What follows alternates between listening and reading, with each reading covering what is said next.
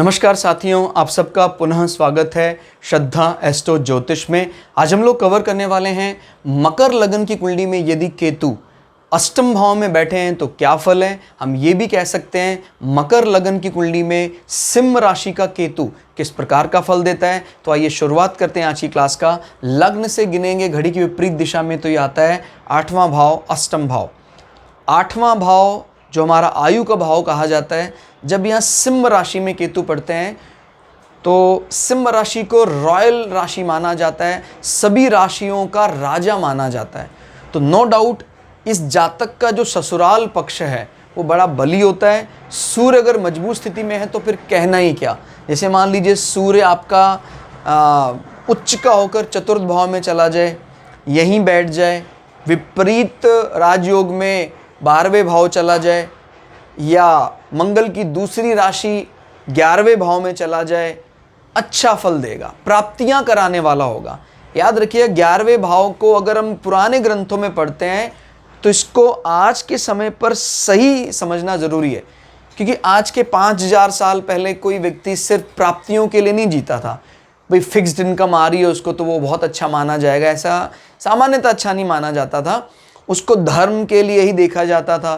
तो 1, 5, 9 और उसके जो केंद्र हाउस उन्हीं को ज़्यादा वेटेज दी जाती थी। लेकिन आज की दृष्टि से जहाँ व्यक्ति संग्रह करने की प्रवृत्ति बनाए हुए, हर महीने उसको इनकम चाहिए, तो 11वें भाव और द्वितीय भाव को आज की दृष्टि में सबसे ज़्यादा वेटेज देनी पड़ेगी। तो खाली ये कह देना भाई वो अशुभ होता है, उस अशुभता का किस परिप्रेक्ष्य में क्या अर्थ है वो हमें सटीक करना आना होगा। अगर मैंने कई कुंडलियाँ ऐसी देखी हैं जिसके कुंडलियों में 11वां भाव क्रैश है, द्वितीय भाव क्रैश है, 9वां भाव बहुत बली स्थिति में। अब आप खुद अंदाज़ा लगाइए उसको आप अच्छा कहें या बुरा कहें, लेकिन मेरी दृष्टि से ये बहुत ज़्यादा अच्छा तो नहीं कहा जा सकता है। वो किसी चैरिटेबल धार्मिक संस्था के अंतर्गत कार्य करता है, लेकिन उसका कुछ भी अपना नहीं है। ध्यान से समझिए ज़रा, उसको कभी भी अन्न पानी की, भोजन आने जाने की दिक्कतें नहीं है, लेकिन उसके अपने एसेट्स के रूप में उसका उपयोग नहीं कर सकता है। नवम भाव बहुत बली है उसका, नवम भाव के साथ दशमेश का संबंध भी आ रहा है, तो वो कहीं ना कहीं ऐसी किसी रिलीजियस ऑर्गेनाइजेशन से जुड़ा हुआ है। लेकिन क्योंकि उसका 2nd और 11th क्रैश हुआ पड़ा है, तो कोई मंथली सैलरी या कोई एसेट्स वो एक्सपेक्ट नहीं कर सकता है। तो आप स्वयं देखिए कि आप इसको कितना वेटेज देना चाहते हैं, क्योंकि ज़्यादातर लोगों की इच्छा है कि नहीं, हम स्वयं अपने मन मुताबिक अपना वेतनमान पाएं और उसका बैंक में उसको इन्वेस्ट करें। तो उसके लिए द्वितीय भाव और 11th हाउस का मजबूत होना ज़रूरी है। तो ये अब आपकी कामना है कि भाई आपको ओनली 9th हाउस को बलि देखना है या 11th हाउस को भी बलि देखना है। ठीक है, तो ये मन में विचार जरूर बनाना है। तो केतु जब यहाँ बैठे हुए हैं और घर का मालिक भी अच्छी अवस्था में है तो बहुत अच्छे परिणाम होंगे, लंबी आयु होगी, ससुराल पक्ष शाही बड़ा मतलब वैभव वाला माना जाता है। सूर्य जो आपको पता है सिंह राशि राजा है सभी राशियों का, और ऐसा व्यक्ति अपने जो अकल्ट वाले पार्ट में भी रुचि रखता है। केतु जैसा प्लैनेट जो मोक्ष कारक माना जाता है, इसका जब 4, 8, 12 से पॉजिटिव संबंध आता है, निश्चित रूप से व्यक्ति ऐसे लोगों के कांटेक्ट में आता है जो उसको अच्छी साधना की ओर अग्रसर करते हैं। ये अच्छे प्लैनेट का हाउस है तो ये सदैव सात्विक प्रवृत्ति से ही कुछ साधना करना चाहेगा।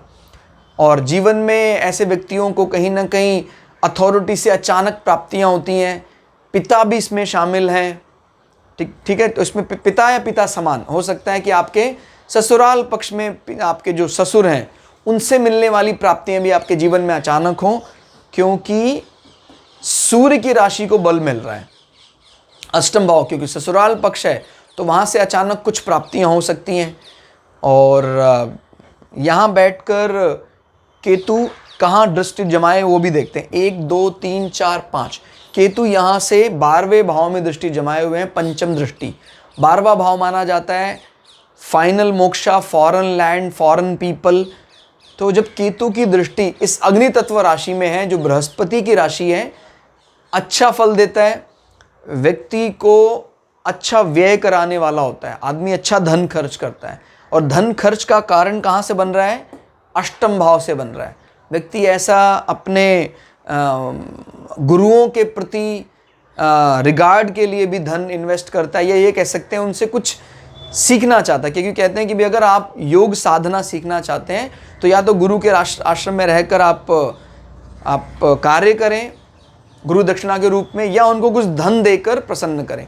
तो धन देने का पूरा पूरा विचार दिखाई देता है। गुरु की भी राशि है ये, तो इस प्रकार का कहीं कोई इन्वेस्टमेंट, कोई ऐसी जगह पर पैसा लगाना दिखाई देता है, और वो समाज में यश बढ़ाने वाला ही होगा आपका। कई दफ़ा 12वें भाव में गुरु जैसे प्लैनेट के साथ अगर इस प्रकार के संबंध आते हैं, गुरु स्वयं भी बैठे हों, तो आदमी को कहीं अपने क्षेत्र से दूर क्षेत्र में जाकर गुरु मिलते हैं, और उन गुरुओं से उनको बहुत ज़्यादा फायदा होता है। ठीक है। और केतु की दृष्टि ये भी बताती है कि कहीं ना कहीं 12वें भाव से हम हमारे चरणों को देखते हैं, हमारे पैरों को देखते हैं, वो भी हिस्सा निर्दोष दिखाई देगा अगर बृहस्पति भी मजबूत स्थिति में है। बृहस्पति कमजोर हो तो कहीं ना कहीं पैरों में दिक्कतें आ सकती हैं। पैर यानी आपके फुट में कोई ना कोई फंगल इन्फेक्शन, चोट लगना, वो जान पड़ता है। 5, 6, 7, 7वीं दृष्टि को काउंट नहीं कर रहे हैं, 8, 9, 9वीं दृष्टि से केतु आपके भवन में नजर बनाए हुए। हालांकि ऐसा व्यक्ति बहुत ज़्यादा बात बात पर घर को इन्वॉल्व करने वाला नहीं होता, लेकिन उसका फल सदैव सुखद ही मिलता है उसको। मंगल अगर बली हो तो फिर कहना ही क्या, मंगल खुद भी भूमिपुत्र माने जाते हैं, तो भूमि अच्छी होती है, ज़मीन अच्छी होती है, ज़मीन जायदाद एग्रीकल्चर लैंड भी होती है। और केतु की दृष्टि उस इंस्टेंटेनियस इफेक्ट को भी बढ़ाते हैं।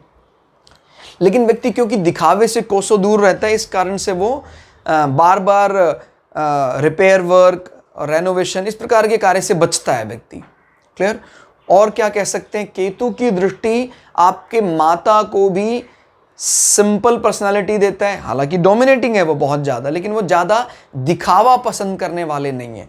हृदय सरल होगा, फेफड़ों में भी कोई इस प्रकार का बड़ा विकार यहाँ दिखाई नहीं देता है। तो कुल मिला के देखा जाए, केतु यहाँ बैठकर अच्छे परिणाम देते हैं, ससुराल पक्ष को गुप्त प्राप्तियों की दृष्टि से काफ़ी बली बना देते हैं।